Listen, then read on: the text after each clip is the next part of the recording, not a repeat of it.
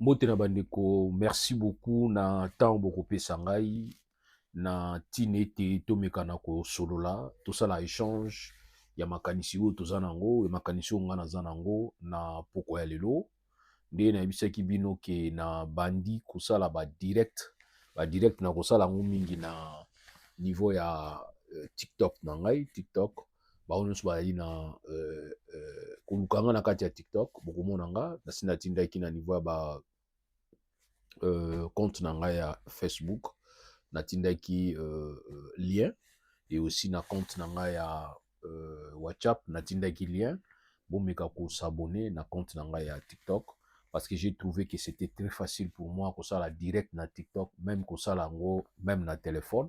Par contre na ko travailler na YouTube izo senga ba démarche belé bato basala mingi na YouTube oyebi c'est ainsi que tu as toujours na possibilité to na facilité ya ko kozwa ba vidéo ko déposer ba vidéo ki ko sala ba direct na niveau ya YouTube. Mais merci mingi na direct na sala ki na niveau ya TikTok batu mingi balandaki ngai vous étiez 3000 personnes ya kozala en direct ya ko suivre nga na o na sala na lobaki na kosenga bino bozala toujours donc je pense que TikTok na kosala ngo si tout va bien na konosala ngo na bano prévenir bino déjà na moi ko yebisa bino ki na pourquoi alors j'ai demandé à ce que bato bayebisa ngai air nini kozala malamu po tosala yango mais beaucoup m'ont répondu ça la mingi na soir donc après juste 20h donc ba 20h30 entre 20h30 na 21h pona kopesa pe ba tout temps bayeba kokota na ba chaîne mosusu ba mesana kotala o ba mesana kotala tala mingi na kati ya fréquence ya temps wana donc nga na baloleka na nga mingi na ba 20h30 20h30 entre 20h30 et 21h na katikati wana je vais commencer à passer même une fois même 30 minutes pour meka koloba sujet. Alors je vous ai demandé à ce que ya ko pesa ba sujet ya ko proposer ba sujet mais du moins kaka nde na yebisaka bino soki actualité ezali je vais venir kopesa point de vue nanga na actualité ezali na komeka ko échanger parce que nde na yebisaka bino toujours que système oyo naza nango sikoyo eza sika te ça fait bien longtemps depuis na kine ntango tozalaki kopesaka ba point de vue na biso tozalaki bainvité ya batélévision baradio na Kinshasa et aussi ntango tobimi toye koto oyo na cadre ya présence na biso libanda mboka il y a beaucoup de journalistes qui ont gardé bas contact il y a bah duplex plutôt bah duplex na ba interview ya musika nazali ko participer to bazali ko faire participer nga na ba débat net na ba niveau ya ba chaîne net na niveau ya Mbanza Ngungu la fois morning ya mwana mboka na Kimpese nazali ko intervenir Wameso ndeko Wameso chaîne na eza na niveau Mbanza Ngungu j'interviens souvent dans Kimpese j'interviens souvent dans cadre ya émission La Voix populaire et aussi na niveau ya chaîne ya mwana mboka Jean-Pierre Bemba. J'ai toujours dit que c'est un monsieur au biso vous allez s'opposer contre lui même temps vous allez na Kinshasa on n'avait pas les mêmes opinions politiques mais il laissait quand même les gens où ils allaient partager opinion na été ba les canaba chaîne na ye. Vraiment c'était pour moi une façon de d'être étonné et puis nalinga qui peut-être aussi na ba ko exprimer gratitude nanga. Mais cela ne veut pas dire que ceux qui n'ont pas bien dans le ben wana en tout cas ici mbate ngana za kana ngande ngona te na koka na ngande ngona te donc voilà un peu. Alors aujourd'hui nangai na lobela kaka na banda ki liboso la fois passée j'avais fait une similitude ou soit que ça une petite comparaison entre Zelensky na président Félix Tshisekedi et j'avais dit que Zelensky fut un comédien azalaki artiste comédien na niveau Ukraine. Mais à comment homme politique, à comment homme d'État. Vous allez peut-être remarquer que Moutouazala qui est comédien, artiste, à l'ongwe comédie, il y a théâtre, à commis nae ko travailler, à sali de marche nae, à na cadre de la société civile, na ba valeur où yazayi ko défendre parce que yé azwa ki option ya ko défendre ba valeur pour na kozala contre système na niveau Ukraine. Na niveau Ukraine makambo ezalaki ebele période où azalaki na nos présidents mais il avait promis pour dire qu'il a lutter contre corruption Et c'est ce qui avait fait que Batouba paie ça ait confiance parce que personne ne pouvait donner un comédien. Bon, il me semble, pardon, un exemple, ça a déposé candidature nae.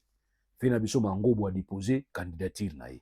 Donc, c'est-à-dire, biso tout le monde yoka discours nae pour sana goseka. Au taliga, lui, nani, mutunanga, vu de loin, candidat président de la République. Donc, tant que vous voulez on ça un discours, son a tali kaka lukuta fona seka. Ndenge moko na Zelensky, président Ukraine, a sa candidature nae, a outi kozala comédien. Tant que vous allez koloba makambo na discours nae pour comme président de la République, il disait toujours que nazali koya ko boma système où ils allaient en place. Nazali koya ko lutter contre la corruption. C'est ce qu'il disait. A commis président Abandi Kosala. On ne dit pas qu'il a lutté contre la corruption à juste résultat. Non. Parce qu'il ne faut pas croire que ceux qui ont lutté contre la corruption aux yeux résultats malamoko. Non. Pour lutter contre la corruption, ils ont un état d'esprit où ils ont face à la situation de corruption où ils ont présenté devant eux. Et ils ont une réaction à eux, position à eux où ils ont contre l'agissement où ils ont tendre vers la corruption, contre l'anti-valeur. Yango nde mutu nde azalaka na possibilité ya koloba bato bazala na possibilité ya kojuge yo par rapport à combat oyo ozala kodéclenche. Zelensky balobi ke ntango ya bandi présidence na ye mandat na ye na kati ya aussi des gens qui ont détourné l'argent na kati ya mandat na ye. Mais na bato nyonso badétournaki mbongo na kati ya mandat na ye. Comme ya lobaki déjà ki ya azali contre système, ki ya azali contre corruption, tant que y a bandi musala bato nyonso bazwaki mal chance à koyiba période na ye a exposé bango na justice a défendaki bango te. Tshisekedi azalaki homme politique, il nous a promis. Les gens ne comprennent pas pourquoi est-ce que tous en est moi kanda contre Félix Tshisekedi obino bengaka haine. Au fait ils a haine te mais a sentiment ya déception, ils a moi rancœur moko sosali biso na kati ya mitema. Ezani tout ami mabakuto yoki soni et puis biso kanda. Donc voilà, c'est cette sainte colère autozara contre Félix Tshisekedi parce que il était parmi nous. Il était parmi bato balai ko s'opposer contre Kabila. Il va dire famille à Kabila, ils allaient famille où ils allaient ko profiter na ba passeport. Mbongo moko ekotaka o Zoé Azwaka. Il avait dit période de Panama pas père, ceux qui Panama père. Nous avons tous critiqué parce que nous sommes les gars à la télévision. Parce que nous sommes les lots, nous sommes la télévision, les lots, nous sommes les lots dans les réseaux sociaux, nous sommes les lots dans la chaîne, nous sommes sur la chaîne, les lots. Biso tozali ko lekaka bazo tinda biso te bazo futa biso te to senga batu ba mbongo te. Mais tozali ko lekana tine te to ko expliquer population et les journalistes nous appelaient pour te ba ko intervenir na ba chaîne na bango. Tozali ko leka. Et période wana tu fallait ko luba. Moi je me rappelle des journalistes ba tuna yo Kabila sali mabe oui ou non. Pesanga tana loba non oui ou non. Sali mabe. Nous étions exposés dans la question à journalistes qui ont découvert que les lots qui sont IDPS déguisés. Mais nous avons eu le courage, nous avons aussi, n'est-ce pas, tous les qui exposés dans le danger, nous sommes tous les qui n'ont il y a la télévision, il y a critiquer le régime Matis Kabila, il y a critiquer Kabila, la famille. Nous, on faisait ça. Ensemble, na Félix Tshisekedi, wana Félix Tshisekedi opposant. Alors, tant où il y a eu pouvoir, nous devions voir la différence. Parce que même la Bible dit, vous verrez la différence entre ceux qui servent Dieu et ceux qui ne les servent pas. Nous devrions voir la différence. Cette différence, il faut en a mis sur tout le monde. Puis surtout, quand il s'agit que, tant Félix Tshisekedi a koya ko banda musala, a koya ko kanga miyibite balamoko. Ça, c'est vrai. Mais quand on a des mesures qui permettent à ce que Mouton nous soit koyiba azala na difficulté ya ko s'en sortir. Autre dit qu'il faut lutter contre l'impunité. Première déception. Na TV5. Pour la dame Félix Tshisekedi, na Itali Makamboya, rétro-commission. Il va donner une nouvelle définition ya rétrocommission par rapport ya mauvais comportement ya Congolais, ya koyeba ko c'est-à-dire ya ko circonscrire yango na réalité congolaise. Koloba que chez nous au Congo, la rétrocommission ezaka buyibité. Donc c'est qu'à ce moment-là, il reconnaît que ailleurs rétrocommission est considérée comme anti-valeur. Il reconnaît. Or, nous sommes face à la valeur universelle. Donc, on ne peut pas avoir une explication, il y a rétrocommission, autre que, au monde entier, il y a une rétrocommission. C'est ainsi que nous avons dit Zelensky, Kolobaki Zelensky, guerre et bandit, tant que guerre Zelensky et bandit, pendant que guerre est ali, a kangi sous batu mususu na cadre de la corruption. Parce que la corruption est aussi la léloté. Makila ya Juda est aussi la léloté. Makila wana eza. Makila ya Kayen est aussi la léloté. Makila wana yali ba koko baza. Bakusi la te bakozala. Zelensky, période na yepe, ndenge guerre bandi, dans le cadre ya batu na ye, pembeni na ye, il y a eu des gens au baza ba proche à Zelensky, bazala ko continuer na corruption. Mais, comme na lobby, face à la corruption, contre la corruption, c'est ces agissements où tu as besoin aux dirigeants pour mettre, aux dirigeants pour imposer, pour permettre à comprendre que ce monsieur a lutter réellement contre la corruption. Ce qui n'est pas le cas avec Félix Tshisekedi, qui va donner une nouvelle explication à mon rétrocommission. Tomoni, comment est-ce que bato bani ko yiba? Le même Félix Tshisekedi a critiqué qui famille Kabila na muyibi, biso to soutenir qui yé, tant que critiqué famille Kabila na muyibi. C'est le même Félix Tshisekedi na famille na yé ba koti na kati ya makambo ya ba carré minier. Nous étions parmi bato liboso, devait ko dénoncer yango. Moi je me rappelle, j'ai écrit une lettre pour ko dénoncer présence ya Christian Tshisekedi na kati ya ba compagnie chinoise na niveau Ituri. Je l'ai dénoncé na kati ya lettre. Ils ont que lettre na lobby kaka. Non. J'ai écrit des lettres pour dénoncer présence ya Christian Tshisekedi comme mentor ya ba société chinoise où bazalaki kaka na ba permis d'exploration, bazalaki na ba permis d'exploitation. Poser des questions et pas ba fonctionnaire na niveau ministère ya mine. Poser des questions na niveau secrétariat général. Quand bazo kende na ba mission na niveau ba zone où ils allaient occupés par ba société wana, ils allaient exploiter d'une manière illicite ba minerai na bilso. Mais quand ils veulent travailler dans ordre de mission, c'est Kinshasa. Donc so kende na niveau ba Ituri, ba Est RDC, ba soka Kinshasa bengi. Kinshasa bengi. Quand Kinshasa appelle, ou soit c'est le ministre, ou soit c'est le général, ou soit c'est la famille proche du chef d'État, et ce qui est qui même aujourd'hui pour contredire ngate tous les frères, il y a chef de l'État actuellement, excellence. Moi, j'ai posé la question. Mais celui-là, excellence, a bandé excellence en colonie. Oh, il était le chef de l'État. Mais non, être le chef de l'État et puis au pouvoir comme excellence, cause à l'excellence, il faut la nommer dans poste étatique. Mais quelqu'un comme Christian Tshisekedi n'est pas une excellence. Je suis désolé.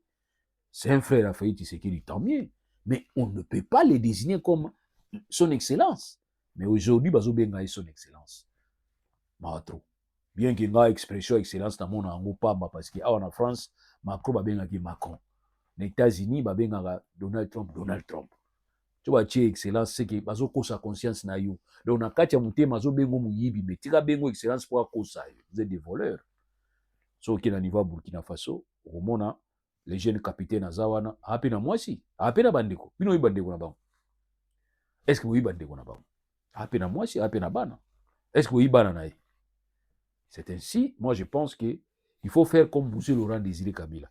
Ou il ko épargner na famille naïe, na bananaïe, na katia télévision à pouvoir. Moi je pense que c'est mieux parce que même maman Sifa, bien après, tant que Mouza Koufi, dit ah maman Sifa. Donc ça dit, au gros temps, on a maman Sifa na Gambela, à ce moment on a roulia période à Mouza ou éviter. À moins que mon abasoda bazolanda landaï. Mais ceux qui sont là, moi, je pense que nous allons bien celui tout le monde qui position au Félix Tshisekedi. Eh bien, il a parce que bango bazali ba révolutionnaire si matata na bango pour na changer système. Donc Zelensky a changer système. faut voir comment est-ce qu'il se comporte. Au moins, Zelensky na polo, t-shirt, au moins, na chemise, na montre à 20 euros. Et il applique l'économie de la guerre. Il a besoin de moyens pour assumer matos qui permettre de faire face à la guerre. Quand il fait des tours dans le monde, en France, azo ba drone, azo ba missile, azo ba technologie, azo ba renseignement pour permettre de mener guerre contre la Russie. Et tant que aide vous sentez simplicité à Mokili. Mon na t-shirt, mon na moi jaquette, mon na kimia. Mais nous avons un président de la République qui ne comprend pas que pendant la guerre, il y a une attitude. Pendant la guerre, il y a une position. Il y a une façon de vivre au Badoptaka. C'est comme si vous avez un matin dans la famille. C'est comme si vous avez un matin dans la lupango. Il y a une façon de s'habiller. Il y a une façon de louber là. Mais sauf que malheureusement, chez nous, nous avons cette facilité de croire. Et Félix Tshisekedi croit que il faut vivre vie au Mobutu amenaki au bangoba monaki Mobutu zaï komene tant que tata bango zaï en opposition. Ça aussi, il y a vie à envieuse. Donc c'est la vie à quoi envier. Aux envier baninga. Donc famille wana est enviée qui façon à Mobutu ndenga se comporter. Parce que façon au Mobutu se comporter le lot, et c'est exactement la façon au Mobutu se comporter. Il y a même façon au Kabila se comporter. Je vais de vous dire que bandego muso a Kabila toyeba ki bangote. Famille muso a Kabila toyeba ki bangote. Et ça la Kabila les pères banani muso toyeba ki toyeba banani muso après. Même Joseph Kabila nous a été présenté dans l'ité salaki na Kisangani, mais selon atumi bayeba qui était. Donc moi je pense que c'est ça pour nous azali ko benga politique la guerre et puis économie de la guerre. Donc voilà un peu on a eu koloba par rapport à la situation. Nazali ko la kisabino point ya convergence entre Félix Tshisekedi na Zelensky et puis nazali ko sabino point ya divergence entre Félix Tshisekedi na Zelensky. Zelensky a na guerre, a vivre guerre. Et vous allez remarquer cette guerre, ils ont à peu près une guerre. Parce que ici, les gens, par langue, ils ont se déliés. Nous avons un agresseur, c'est la Russie, et nous avons un agressé, c'est l'Ukraine. Nous aussi, c'est vrai, c'est la même réalité. Nous avons un agresseur, c'est Paul Kagame, c'est-à-dire Paul Kagame, et nous avons l'agressé, c'est la RDC. Donc moi, je pense que il est très important de comprendre que nous n'avons pas besoin d'imposer biso tout Paul Kagame Moussabi. Nous l'avons déjà fait. Nous, depuis le début, il y a agression à Rwanda. C'est entre 94 et 97. Tu vas déjà pointer Misabi. Et entre 97 et 2001, tu as pointer Misabi. Entre 2001 et 2018, tu as pointer Misabi. Entre 2018 et 2023, tu as pointer Misabi. Entre 2023 et 2026, tu as pointer Misabi. Donc, on n'a pas besoin de quelqu'un pour nous dire que pour bailler baokoza Congolais à solo ligne Congo, banda ko finga Paul Kagame. Na websa oui, na banda ko finga elelo, na banda ko manquer respect lelo parce que bino bozo yokanate. Parce que tant bolobaki yona no boya Paul Kagame, bolobaki passion et salaki bisoté. Alors aujourd'hui, vous êtes très mal placé à couper sa biso conseil na sans soi. Donc voilà, place on a la qui ngala Félix Tshisekedi, on partage plus la même opinion. Pourquoi? Parce que ce qu'il avait dit comme discours contre le comportement et le kabylisme, c'est ce qu'il lui est en train de faire d'ailleurs mieux que les Kabato Kabila. C'est ce qui est regrettable. C'est ce qui est regrettable. Nous vous avons dit, Jeannette Kabila, c'est Batouba Yibi Bambon au niveau à Congo. Bon, excusez-moi le terme, mais en tout cas, c'est le mot qui convient. Mais ils l'ont fait tellement propre que vous sentez que Makambuya Panama pas perdre. Azo mon na te azo apparaître traité. Kuta ba Panama pe ba Panama kuniza ba paradis, ils avaient ba paradis fiscaux. Donc c'est-à-dire azana mayela kozwa a no classé bon na paradis fiscaux. Mais par contre bino ozola ta montre da valeur à 400 000 dollars. Ola ta chaussures à valeur à 700 000 dollars. Ola bazo mona bino bazo mona ki boza libi. Aujourd'hui, vous avez un dossier qui est ouvert au niveau de Belgique. Ça aussi, vous allez comprendre peut-être demain ou après-demain. Nous faisons les démarches pour tous aller en contact avec l'autorité belge pour te dire exactement qu'est-ce qui se passe. Exactement qu'est-ce qu'il y a. Parce que ici, nous sommes un peu sidérés. Il y a des Belges qui sont poursuivis en Belgique. Ils ont fait infractionnel, ils ont commis en RDC. Maintenant, on se pose la question. Nous, on pose la question et pas à Belgique, a dit oui. aza na compétence universelle. Mais oui, cette compétence universelle, elle est tellement trop limitée. N'a pas fait infractionnel mususu te. Mais or, dans le cadre de la lutte contre le blanchiment d'argent, à niveau monde, vous allez comprendre que Belgique ezali déjà kolandela makambo ya Panama Papers. So azali kolanda makambo ya Panama Papers parce qu'ils osala na niveau ya Panama et puis moyiba yibaki mbongo na niveau ya Congo. Botu na question pourquoi Belgique azolandela yango. Belgique azolandela yango na cadre ya compétence universelle. Azolandela yango. C'est ainsi que yebisaki Thomas Roger Lumbala kende kosamba tika zongela kolia ubelaka mutu azobela faut ko encourager alia kosala ba grève de faim te po esimba te kende ko préparer défense na yo. Moi, la main à comprendre, à commis lettre, à béni, bateau, bazalaki na ensemble, à cadre, quand on moi accusation, mon camouflé, ouais, ressemble à Binonius. Donc voilà pourquoi nous vous disons que Belgique a Azali ko sambisa, toi, ça la banquette n'a pas Panama Papers, ça dit Panama Papers, dans le cadre, il y a détourné ça na RDC, na régime, ya Kabila.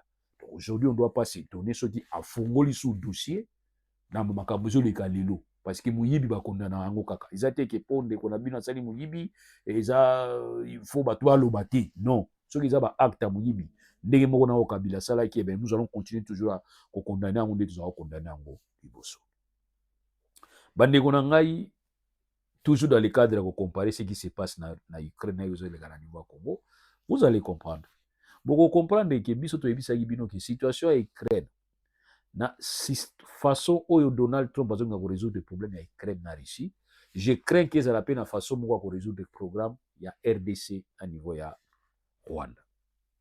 Au départ, quand on va consulter Donald Trump pour ayako zoaba minerai stratégique na niveau ya RDC, Donald Trump avait donné son accord avec des conditions notamment quand conditions il faut libérer ba famille malanga.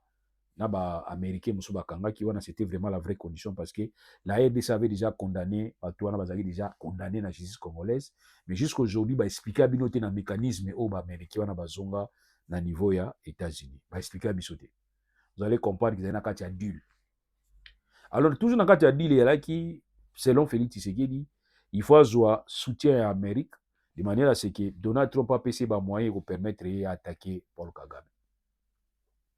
Mais Donald Trump avait accepté au départ. Moi, je pense que quand je vous ai toujours dit, Mundele, Azana ba intérêt na talaka. Donc, Donald Trump n'a Obama. Donald Trump n'a pas parti républicain. Parce qu'on a une divergence dans la politique internationale. Mais on n'a jamais une divergence dans l'intérêt États-Unis. Jamais. Et vous avez vous remarquez, Joe Biden, tant abandaki makamuna vers la fin. Akil ko signé ba lobito, Angola, Kende. Vous allez remarquer, Joe Biden a kendaki rapidement avant Kalumba. Tu as vu bino ki ko kende kuna eza na signification. Il faut atika ba base pour permettre que l'administration eko après pas comprendre l'intérêt Afrique. Yango wana Joe Biden a kendaki. Alors tangu Donald Trump aye alinga bana ko bundisa biloko do Joe Biden asalaki. Vous allez remarquer que bundisa biloko wana kaka na kati ya politique interne, mais na politique externe azobundisa ngo te mais azosanita alandela ngo na ndenge na ye pour pas profiter na ndenge na ye. Aujourd'hui, il demande na ba Ukrainien ba pesa ye reconnaissance et ba pesa ye ba moyen parce que à lobby États-Unis et contribuer makasi pona Ukraine. Oui. États-Unis et contribuer makasi pona Ukraine kobanda tango Donald Trump a été bien avant. Contribuable américain a pesi mbongo ebele na Ukraine dans le cadre de la renseignement ba moyen na ba armes makambo ebele eza panda par rapport ya Joe Biden. C'est ainsi Trump va dire guerre mutabandaki yango Joe Biden. Mais Trump a évité que intérêt na bango na kati ya guerre wana ezalaki nini? Parce que soki ye mutabandaki guerre wana et que yo yé obi aussi sango dans 3 jours ou dans 2 jours et que guerre ezo continuer. Moi, je pense que peut-être comprendre l'intérêt à l'Amérique pour la guerre ou à continuer. C'est ce que les gens doivent comprendre. Donald Trump a compris que bon na bango ils na kati ya Ukraine. Il a compris que na kati ya Ukraine ba kozwa bongo, États-Unis kozwa bongo. Ya mato bisa bango ke boza reconnaissante na ONU aux États-Unis ça ipela ben. Banda Donald Trump a elo nya zosala. Azosala justement continuité à Joe Biden na salaki na politique ya bango. Parce qu'en principe, guerre ekozala kuna te. Mais ce qui est bandaki, ils ont un intérêt guerre banda. Et nous savons à qui profite la guerre. Na niveau RDC, Trump va comprendre que Rwanda a un rôle important, Rwanda joue au Rwanda a joué. Donald Trump va comprendre que Rwanda c'est très fragile dans le cadre de l'histoire du monde. Na wetali makambo ya atrocité au peuple wana basibisaki. On va lui dire que ce n'est pas aujourd'hui de sa possibilité que Rwanda est comme affaibli pour renforcer RDC. RDC c'est un éléphant qui est à genoux. Ce qui a télémi à écraser nyonso, tika est à genoux. Pour na Rwanda, ça a un rôle à jouer. Il faut continuer à jouer rôle. Il y a un Rwanda à jouer rôle. Rwanda actuellement a joué rôle, il y a gendarme à niveau ya sous-région Abisso. Ah, vous allez négliger. C'est ainsi, vous allez remarquer que Rwanda a un bénéfice makasi à crédit par rapport à RDC. Rwanda qui devrait être considéré comme état, un état agresseur. C'est-à-dire pas si on a dit Rwanda, un peuple rwandais. Kagame na régime naïe. Mais aujourd'hui, c'est comme si on change l'histoire et on nous renvoie dos à dos et on nous demande de collaborer. Et c'est ce qu'on demande à Zelensky aujourd'hui, qui devrait collaborer avec l'Ukraine et plutôt avec la Russie. Et Donald Trump va même dire, vous allez l'ôter, si vous collaborez dans été. Et aujourd'hui, dans le niveau AFP, Agence France Presse et IBC, nous avons eu, en fait, ils ont eu des confirmations que les États-Unis, qui pressionnent pas l'Ukraine, même à niveau suisse, pour l'Ukraine, signer accord à 28 points où Donald Trump a payé, entre autres, sa Russie, na où Russie a zélaté. Parce qu'on peut comprendre pour dire que tout stopper guerre ici, nous avons gardé dans nos positions yazanango. Ça, c'est une première démarche. Mais on va dire dans l'Ukraine, non. Il faut payer sa Russie partie où Azosenga. Donc, ça dit Russie, il faut aller à Zanangoana. Azana point A, pour qu'il y ait un point B, Azo Kokate, Bazo Bunda, pour qu'il y ait un point B. Mais Donald Trump a dit que payer sa Russie point A, na point B, et Baki c'est là, point B, na point C. Pour guerre ici là. Donc, c'est qu'à ce moment-là, je ne sais pas ce qui Donald Trump a tangi histoire. Il y a une capitulation et Salamaki na bateau nous sommes perdaki. Tant qu'Allemagne a perdaki, on était obligé à ravir Allemagne même colonie où Allemagne a nango.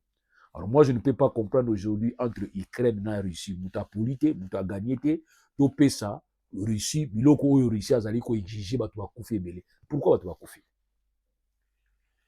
Voilà pourquoi dans le lobby que Félix Tshisekedi nous vous avons demandé. Il faut battre la main dans le peuple. Toujours payer au conseil. Place yo coach mutu na yo, eza place à malunga te. Eza place yo coach mutu na yo te. Vous croyez que tous ces présidents africains ont besoin de s'opposer à un dictat? Baza na besoin de pouvoir te. Mais bazota l'intérêt peuple na bango. Mais yo zota l'intérêt peuple na te. Zota l'intérêt de l'olendo na yo, intérêt de pouvoir na yo. Même bato ya IDP sozo croire, faire croire que zo côté la bango te. Parce que pour preuve osali c'est ta mingi baza kuna bazo lelatini sala bazuite. Yango ndemse ba toujours kokuta bino bisika to tika bino. D'ailleurs boko régresser makasi. Oui, biso to profiter bien que to profiter financièrement te mais dit to profiter na connaissance au to awa na ta on a na Congo bilo mususu naza ko yeba lelo na yeba ki yango te. Donc nous avons profité à quelque chose malheur est bon. Et on a le que vous serez toujours dans ma place to tika kibino, toujours kuta bino na bisika to tika kibino. C'est ainsi on va vous dire que kozomisa les apasi lelo. Effectivement kozomisa les apasi. Nous vous avons dit vous croyez que ndenge oza besoin na diplôme d'état te otanga te ba opeso ndenge nini oke nosala na bureau oyebi kokoma kombo na yo te na bureau ba opeso ndenge nini bakomi mpe mayele mikolo te bapesaki maweja azala gouverneur oyoki soni idps eyokaki yo asi idps ozongela so soni wana c'est ça le problème. Donc je pense que mpona kosalela mboka eza kaka te ke osala na bureau surtout ke soki oyebi kokoma kombo na yo te misala eza ebele okokomba bakopesa yo voilà misala eza ebele yango toyebisi bino ke nous vous avons dit biso tozopesa bino conseil pour permettre bino bo avancer et permettre bino bo profiter du fisc botika trace ya badiscours bozalaki koyebisa biso kala bokosala oyo bino bosali te. Voilà pourquoi nous avons dit aussi ke boluka tout possible Félix Tshisekedi bobatela ye bozo exposer Félix Tshisekedi Félix Tshisekedi va donner l'impression, c'est comme si c'est lui qui décide dans RDC. Non, Félix Tshisekedi, nous ne sommes pas dans un royaume. Nous sommes dans une république. Et nous sommes dans quel système? Un système semi-présidentiel, où il y a exécutif, mais qui est constitué de deux institutions. Première institution, c'est le président de la République, c'est toi. Pas c'est vous, mais c'est toi. Parce que l'institution président, c'est l'institution président de la République République démocratique du Congo. C'est une institution personnifiée. Par contre, à côté de l'institution président, pour que vous créiez exécutif, pouvoir exécutif, il devait avoir un gouvernement. Et ce gouvernement, c'est l'émanation et l'Assemblée nationale. Et c'est ainsi aujourd'hui, le gouvernement doit être responsable de l'Assemblée nationale. C'est ce qui crée maintenant mariage entre gouvernement et le président de la République. Ça lui maintenant pouvoir exécutif. Vous devez travailler en commun. Vous devez travailler en concertation. Vous ne pouvez pas prendre des décisions yomoko sans que vous associez le gouvernement. Et pour associer le gouvernement, il faut qu'il y ait des débats parlementaires, des débats même citoyens, et les débats même au sein du Conseil des ministres. Maintenant, dossier où nous signons, je n'ai pas vu là où tu as signé un accord avec Nanga, parce que je n'ai pas vu Nanga à niveau droit. Si Nanga c'est un pouvoir rebelle, si Nanga c'est un mouvement rebelle, peut donner procuration et pas à une personne. Il n'y a aucune constitution qui interdit à Corneille Nanga ou soit autorise à Corneille Nanga à payer sa mandat et pas à Mouta qui nous signe l'accord na place naïe. Mais par contre, toi en tant qu'une institution, il y a des règles. Il y a des règles. Et lesquelles règles sont vraiment cristallisées dans le chapitre où ils ont en la constitution, où ils ont accord et traités internationaux. Où ils ont dit que ça yo nzela kolanda. Est-ce qu'on l'a dit nzela? On l'a dit nzela wana te. On l'a dit en côté. Mais pourquoi ne pas faire un débat dans le Conseil des ministres? Besoin dossier botinda on a niveau parlement. Pour le parlement apprécier. Comme ça, sur le parlement, oui, tu vas te dire que non, j'ai fait ce que la Constitution m'a demandé de faire.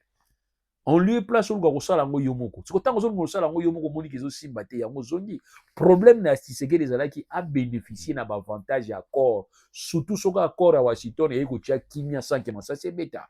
Et on va dire que nous avons Kimia na RDC sans na stylo. Or, tu as dit que Nzelo Kocho na simbaté. Pourquoi? Moto bodo sala bakor ou azali paré à bakor wana yemoko azana stabilité te na vie na ye. Donald Trump a mis l'ingité, a évité où il y a l'ingaka. C'est ainsi que vous allez remarquer que na approche na ye pour résoudre des problèmes, il y a Palestine, na Israël, à tâtonné. Et les lots preuve il a une approche na ye pour résoudre des problèmes, il y a la Russie na Ukraine, à tâtonné, il y a un na niveau à Genève. Bande qu'on a eu ça qui fait Tshisekedi. La configuration à monde. États-Unis a besoin de décision de mon côté. Ce qui est que les États-Unis ont besoin de décision pour plaire. Aujourd'hui, tu dois comprendre que les États-Unis, dans le cadre de la configuration et géopolitique, ne peuvent pas décider. Il y a des zones où on va signer qui a aussi battu. Il y a un conflit entre Palestine et Israël. L'Europe est neti. Ce sont des conventions qui signées.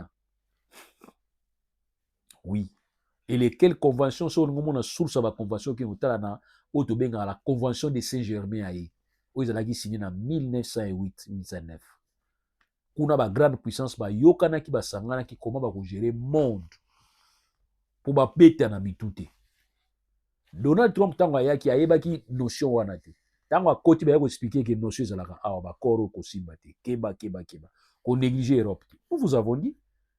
Mais nani tseke la kancha yiki tika kima ya Europe na ko signer na États-Unis pour contourner tout le monde. Mais les lois azali ko zonga. C'est ainsi au moni que tango bouti na États-Unis ko ba loba bino nyonso wana bozonga yi na Belgique. Place ko tendre loboko ba boaki yango. Tango tendre loboko ba boaki yango ba isu boya na Paris. Tango boya na Paris ba lobi ke to kosanisela bino mbongo côté humanitaire. Humanitaire eza paso à côté là. Bato ba te faut ifongwama aéroport ifongwama te, faut ifongwama ekofongwama. Porta ko côté l'Europe nde yango. Ba yiba côté la na humanitaire. So à côté na humanitaire après ba ko régler makambo susu na kati. Il ne peut pas venir vous dire que toujours côté na diplomatie. Na cadre la crise ya RDC na ba Rwanda na ba ni ba ko na diplomatie pour ba ko na diplomatie ta. Parce qu'il y a antagonisme ça déjà entre blocs Europe na bloc États-Unis. Aujourd'hui, on est au monde, ils ont décidé. et dessin nango esalami bien na crise ya Ukraine. Trump a eu ma décision, a eu 28 points, a imposé à Ukraine indima. Ukraine a lobby que souveraineté nanga. Europe a lobby que non, non soit pas ça. Toké na Genève, baza na Genève, bazo discuter. Et ba lobby que balingi ba blesser Donald Trump. Mais balingi ba aider yé à comprendre que ba décision a eu wana mabe malabu mais balingi ba parfaire yango. C'est une façon polie à koyebisa que tu as fait n'importe quoi. Et qu'est-ce qui va se passer? C'est le mois de janvier 2029. Quand Donald Trump n'aura plus les pouvoirs, c'est là où on va commencer à les pointer. Gardez ce que je vous dis aujourd'hui. Donald Trump, dans le mois de février 2029, il va commencer déjà à subir des pressions. On va commencer à l'affronter. Parce qu'aujourd'hui, il a les pouvoirs. Azana ni bouton nucléaire. Azana nyonso. Yango moni bazo doser. On a sali bo ba otalaye. Bazo contourner na maili. Parce que muto azaka brital so ngozo bien faut que na maloba pété. Bazo kine maloba pété. 28 points na yewana a Zelensky pression Zelensky a yebisi ki wana simbati. Peuple nanga na go trahir bango te. Parce qu'il travaille avec son peuple. Et c'est là où Donald Trump va comprendre que Zelensky a besoin de décision yé côté. Parce que Zelensky a yebisi ki est déjà même dans la Maison Blanche que je ne peux rien faire de moi-même. Il faut consulter le peuple nanga. C'est ce que Félix Tshisekedi ne fait pas. Félix Tshisekedi tu fais toi tout de toi-même. Alors si vous avez une erreur, vous avez une erreur. Yoka baninga. Toujours yebisa yoke mona mai. Zelo kochu wana zana ba erreur. Erreur ezani. Makambo yo boyaka Kabila sala na Paul Kagame. Yango zo sala na Paul Kagame. Vous voyez que biso bozo finga biso bato Paul Kagame. Paul Kagame azomona bino, azokamwa bino. Paul Kagame azokamwa bino. Tango bino benga biso o ba Rwandais, nani ba presse rwandaise, nini média soki média numérique. Paul Kagame asekaka bino. Amona lokola bokabelaka ye biso. Mais Paul Kagame a yebi ndenga zabo ki bato bazali ko compliquer makasi yali biso neto yali ko compliquer na maloba na biso ko rappeler ko yebisa ye. Et nous vous avons dit Paul Kagame et tout ce qu'il a cherché pendant 30 ans il vient de l'avoir en accord à Washington. Vous comprenez que Paul Kagame a comme tranquille. Vous mon a été. Paul Kagame tranquillité na yeza exactement tranquillité ya nani ya Poutine. Poutine tant ba PC 28 points wana o Donald Trump a PC Poutine a lobi ke alanda makambo Donald Trump a lobi so alandi te ke d'ailleurs na place ba lobi ngana tele mana kozwa musika je vais aller plus loin. Poutine est à l'aise. Ne mona Paul Kagame. Paul Kagame accord ya Washington et tia ekimia. Pour nini? Accord à Washington et longo la possibilité pa ya RDC ya ko funda Paul Kagame. Bo signer ba accord. Siko ye moko amoni kaka ke moyena tika bato ba idée nga ba petit nga ba nanga ba natika bango na difficulté zate Doha. Alors gouvernement qui nous signer. Mais comment bozo forcer le gouvernement qui nous signer na Doha, qui nous signer na Washington? Mais bozo forcer Paul Kagame qui nous signer na FDLR. Mais boy ça Paul Kagame. Il faut aussi toi bako tia na mesa likambo FDLR oyo banga ga air nyonso. To tia na mesa to bisa FDLR ke to désarmer binoté, mais bo se faire désarmer librement et puis bo bima Congo. Ça aussi, c'est un élément. Mais Paul Kagame va toujours continuer à nous dire que FDLR baza kuna. Tout le monde FDLR na Congo pe wa mona nati. Yo kan dit vraiment FDLR. Afa ni peka na Kivu wana. Afa na Goma. Ayebi bien que nanga zozo mindu ke zota na Rwanda. Alubuta FDLR afa ni ka wana. Jusqu'au jour d'aujourd'hui, tellement tout ça batu moko neti sengwa zoba. Bana oya batu bandeko na biso bazalaki ba mai kala babandai ko bunda baneta ngwa musée. Bukomisi bango neti bawaza chou, bawaza love et aujourd'hui Rwanda zu abi mona côté là awa. Non, bana wana bazande FDLR base déguisé na FDLR. Ah. Toyi bango banda kala ba mai. O tete bango de ba FDLR. Bon baza ba FDLR souté. Bozo musa bango na armée. Bozwa auto bengaka ba groupe étatique non armé selon les droits internationaux. Bozwa bo faire adhérer bango na armée, ba kota na discipline militaire de manière à ce que mutu na identité neto yebi ke waza FDLR te aza Rwandais te aza Congolais. Parce que ba gaso ba bundaka wana baza réellement ba Congolais, sont des Congolais. Baza ba Congolais. Mais Paul Kagame dans l'espoir ya kolakisa monde ki azo distraire monde a comme si ba wazale no lokola ba FDLR. Mais toyinga toyiba FDLR baza wapi? FDLR ti zo bazalaka na Congo na Est. Baza nena kozwa risque wana. Ba kimikimba panzani. Voilà pourquoi tolobi ke Félix Tshisekedi il faut yoka biso, yoka peuple, yoka opposition na yo, yoka bato balingi yo te, yoka bato balingi yo. Yo defo na yo na bato balingi yo te, na bato balingi yo oyoka bango te. Yo lubaka oyoka nisaka. Autant ozo ba ozo kanisa tu te contredis. Aujourd'hui, rapport wana olubaki déjà que ils a rapport à malamu te. Ça nous avons compris. C'est ce que tu vas dire et pas un premier vice-premier ministre, ministre des Affaires étrangères belge. C'est ce que tu avais dit. Mais pose-toi la question. Comment rapport yolobi qu'ils a désavantagé pour la RDC?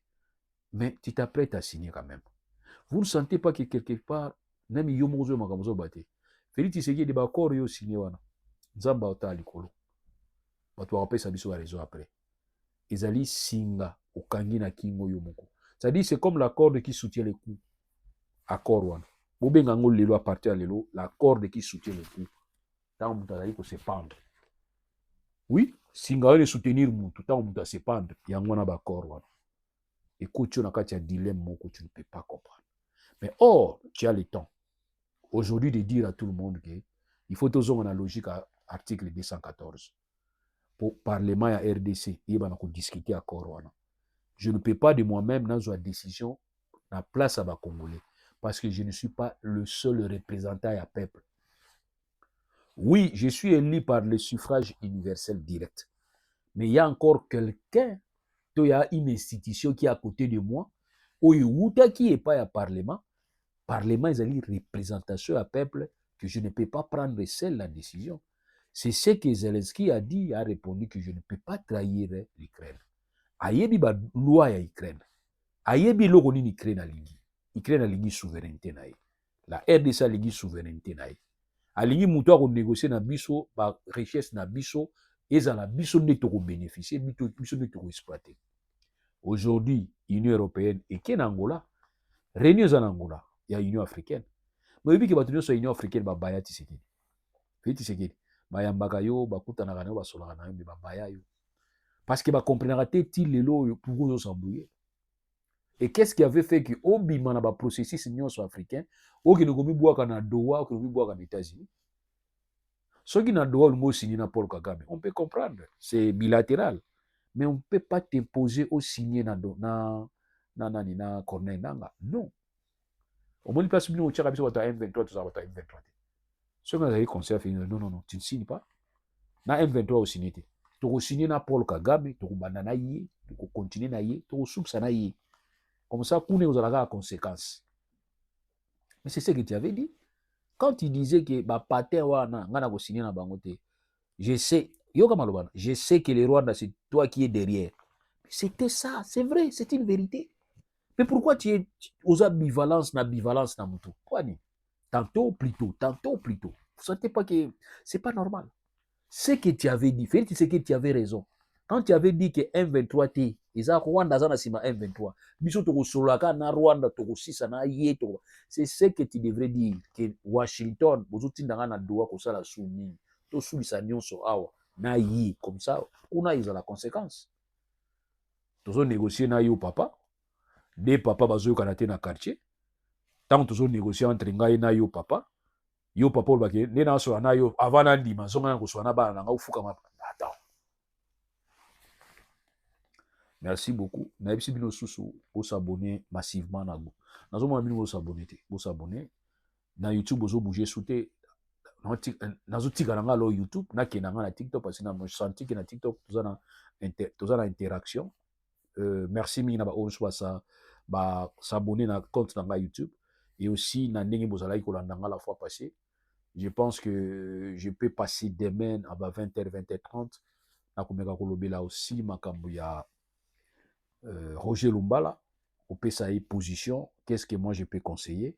Et aussi, tomeka kolanda makambo ya na niveau à Luanda. Na Luanda kuna balobi boye. Balobi, il faudrait que ba solo la pour makambo Italie COP ya Afrique na Union européenne. Bako parler makambo ya immigration. Bako parler makambo ya économie ba échange et ba rappeler biso pas ya présidente ya commission européenne que Europe essaie na ba valeur et ça la ba valeur et que l'Afrique faut ba ki bazali ba partenaire privilégié Europe. Bon négliger ki biso yango moni États-Unis approcher ki bo moni Chine a profiter yango moni Russie pas azali koya na niveau ba centre surtout na niveau ba État Sahel wana eza présence à ici. Toyebisaki bino ke comme bino négliger Afrique, or Afrique biso to bandaki na bino. Quand j'ai étudié na kin, totangaki la pénétration européenne, totangaki la pénétration américaine était mais européenne, tant bino boyaki na ba 1400 kingandi wana, en Afrique. C'est là où nous avons commencé à tisser des relations na bino. Alors ma relation bon négliger ango oh, je ne sais pas comment, et puis aujourd'hui vous vous êtes rendu compte. Ya on a lobaki ki bayaki biso na France awa nyongo ezali ba dette yali de soki ba budget ba belé ba dette. Je me suis posé seulement une petite question. Mobutu, Sassou, Bokassa, Paul Biya, Nani, voilà, Natenka Bato, Mobutu, Bokassa, Paul Biya, tous ces, la relation France-Afrique, ils allaient qui makasi, et que les relations, ils allaient qui makasi. Tous ces gens-là que je viens de citer, Bazala, qui va Paul Biya, Mobutu, Bokassa, Boni Yaye, Bango, tous ces gens-là, on y voit le président Niger, Bango, tout on a Bazala qui en veut. France est en bon. France, pour nous en bon. Est-ce que nous en bon? Nous en bon. Aujourd'hui, France a perdu dans le niveau de l'économie, surtout dans le niveau de Niger. Dans l'Italie, iranium. Les deux, le président Gent, Azolobake, iranium, on a vu surtout au Tega, la Mounion, c'était au Lingui. Dans l'année 80, c'est possible. Année 90, c'était possible d'entendre ces discours. L'iranium, il y a Niger, il y a l'iranium en France. Afrique, on dirait, moi, département outre-mer. Et aujourd'hui, vous avez abandonné, vous avez laissé. Et aujourd'hui, vous commencez même à combattre le peuple qui vient chez vous. Nous avons des liens. Il faut dire tout Kukanga. Aujourd'hui, j'encourage relations. Vous avez suivi Boalam Sansal. C'est ce que nous avons dit. Nous avons dit qu'en France, il faut garder des relations bien Algérie. Au-delà, il y a parti du régime politique égolika. Les régimes vont passer, les hommes vont passer. Mais le peuple français, le peuple algérien, vous allez rester ensemble. Et l'histoire, ils ont le rôle là, toujours ongle dans Moussapi. On ne peut pas entrer à l'intérieur là-bas et que le corps soit à l'aise. On ne peut pas entrer entre l'Écosse et l'arbre. C'est ça la relation entre Algérie et la France. Historique. C'est ça la relation entre la Belgique et la RDC. Historique. Donc, on doit savoir comment nous allons vivre. Quels que soient les ratés, quelles que soient les difficultés, les malentendus, il faut toujours savoir rester ensemble. Là où il y a des gens, c'est là où on trouve des solutions. Et là où il y a des gens, c'est là où il y a des problèmes. Mais la différence entre l'homme et l'animal, c'est que l'homme trouve toujours des solutions là où il vit, là où il y a des problèmes. Merci, je fais 50 minutes. Vraiment, je vous remercie. Abonnez-vous. Vraiment, je vais commencer à passer en direct. S'il y a des questions, vous allez me poser. Merci à tout le monde. Et puis, je vous dis merci et bonne soirée.